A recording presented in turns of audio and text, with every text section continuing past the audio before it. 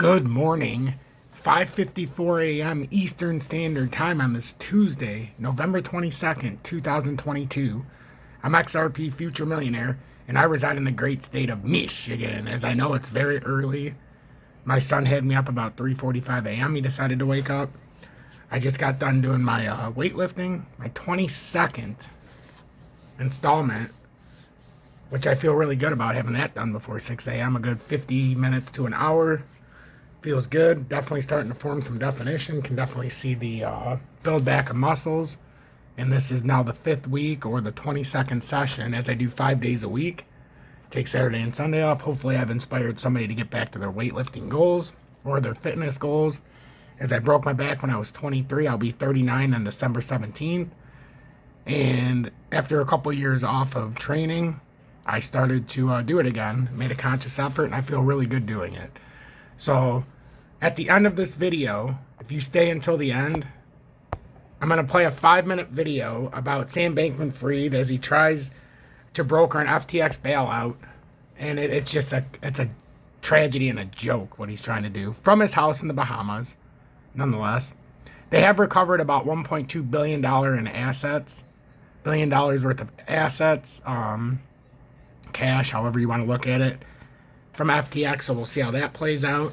So this morning, real quick, Dow Futures is up 36 points very early on. The DXY is down 37 cents or 0.34% on the day to 107.403.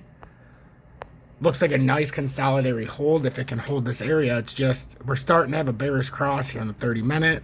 But if you take this out into a farther out time frame, we can see that this has actually just started a possible divergence here in the 4-hourly. If we can hold this 20-day support here in the 4-hour, we'll have a nice up move to about 109.20 is where I estimate it. So that's what we're looking at right now. You want to see a hold at about 107.272. Don't really want to break that. The U.S. 10-year government bonds, 10-year yield is down 0.99% to 3.795, so it's down 3.8 basis points. We've got crude oil up 0.2% to 80.45. And this looks like a bearish or a bullish Gartley might have been put in. So we're going to have to watch this. It might still have a small bit of a retracement, but that pull down to 75 might have been the last kibosh. So we've got the gold-silver ratio at 82.58. Gold's up $9.03 or 0.5% to 17.46. Silver is up about 1.39% to 21.12. And this is a nice rebound because of the DXY consolidating here, but this looks like a bearish cross has started in the 4-hourly and CVD on the silver, and this looks like it might have to come down back to the uptrend. I've been targeting this uptrend at about 20 bucks, so we'll see if it comes down another $1.12, and this is just a little facade here. Same thing with gold, as you can see in the 4-hourly. It looks like a facade here, like it's coming down to get rejected at the 20-day in the 4-hourly, and then gold will have to come back down to about 17.12 and put a bullish cup and handle.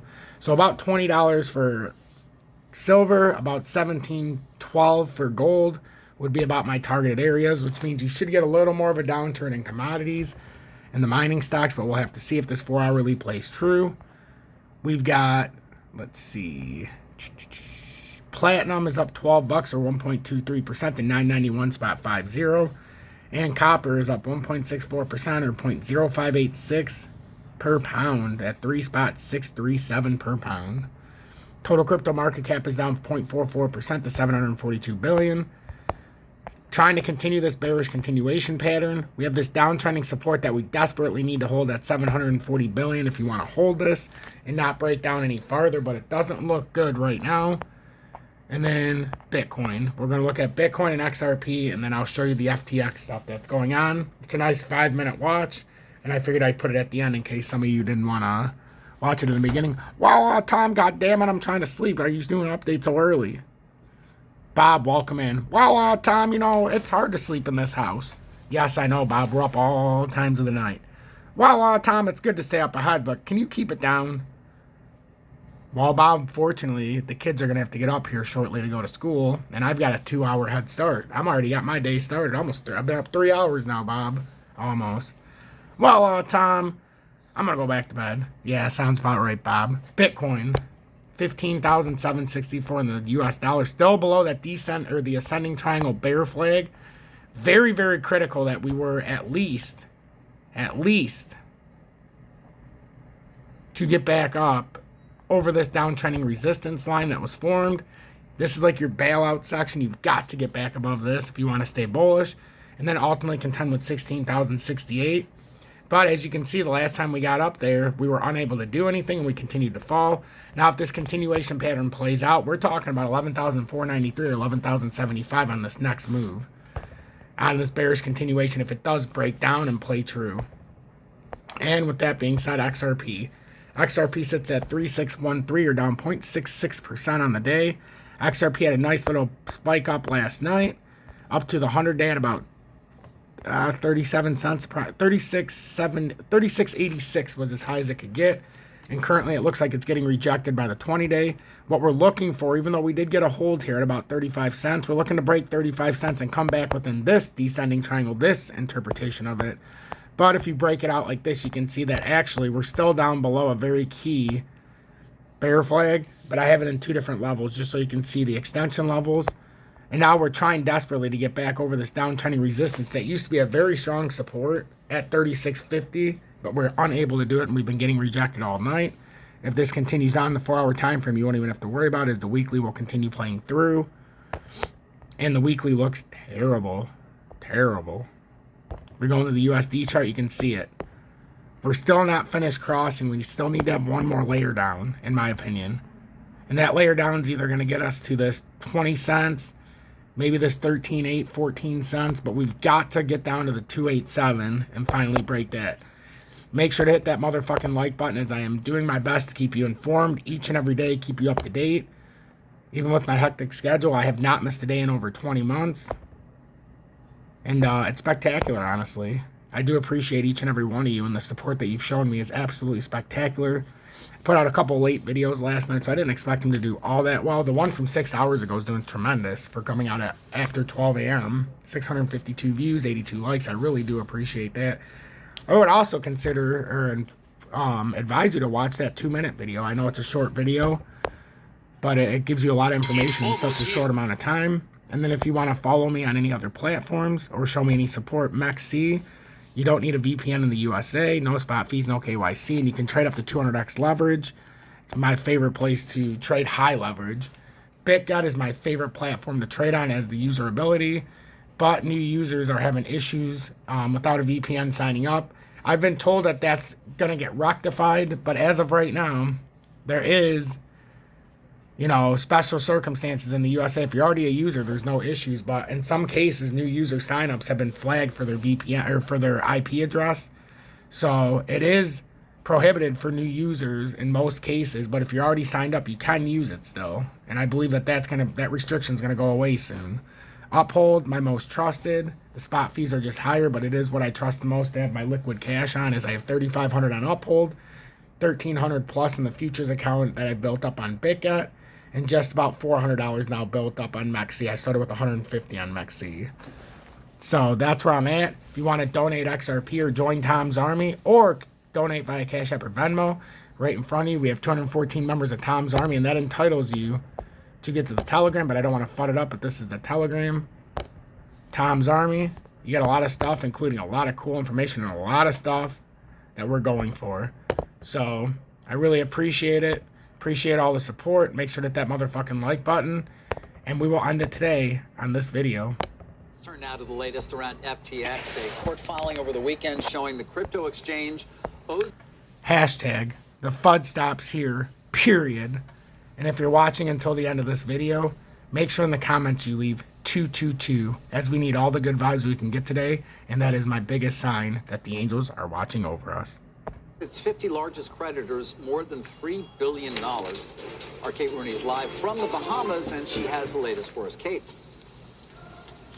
Hey, David, that's right. We did have a nice sunny live shot about 20 minutes ago. And you can see the umbrella here. It is raining. I spoke to Sam Bankman-Fried here in Nassau on Friday, and despite being ousted from FTX in the company's bankruptcy, he says he's still spending most of his time still trying to broker a bailout. He declined to talk about some of the financial details around the fall of FTX, what we all really want to know, and he did decline an on-camera interview or a longer talk on the record. He is hunkered down here, though, in an upscale Bahamas neighborhood, And he told me there are billions of dollars of potential funding out there to make customers whole, as he put it. We also talked about getting as much value to users. He said he hates what happened and he wishes he had been more careful. He also maintains that there are billions of dollars in customer assets available, despite not having access to his corporate email or any of the FTX systems right now.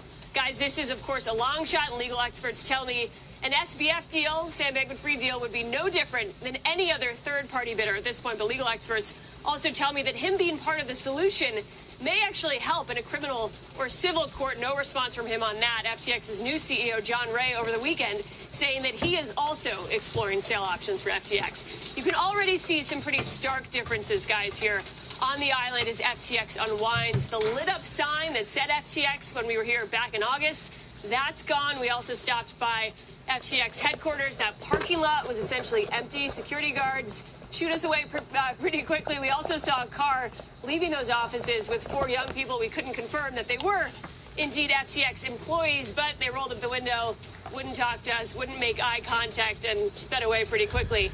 We also went by what appears to be the plot of land FTX had committed, about $60 million to that project to build out for an office. An FTX executive once compared that to Apple and Google campuses. That is vacant at this point. No construction has started there. And guys, the story really now heating up in bankruptcy courts with customer funds caught between Delaware and the Bahamas. And it is the biggest story in Nassau. It's all over the local papers, the Nassau Guardian we've got here.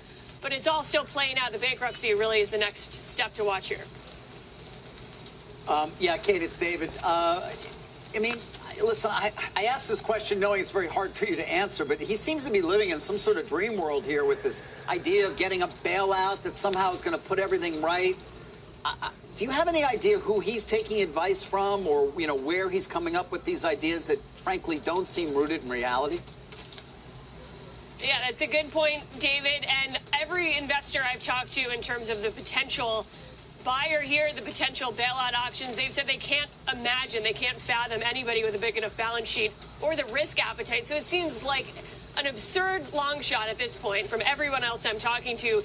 He seems to be laser focused on that. So maybe it's a way to distract himself from the reality of really what's going on here. That's one possibility.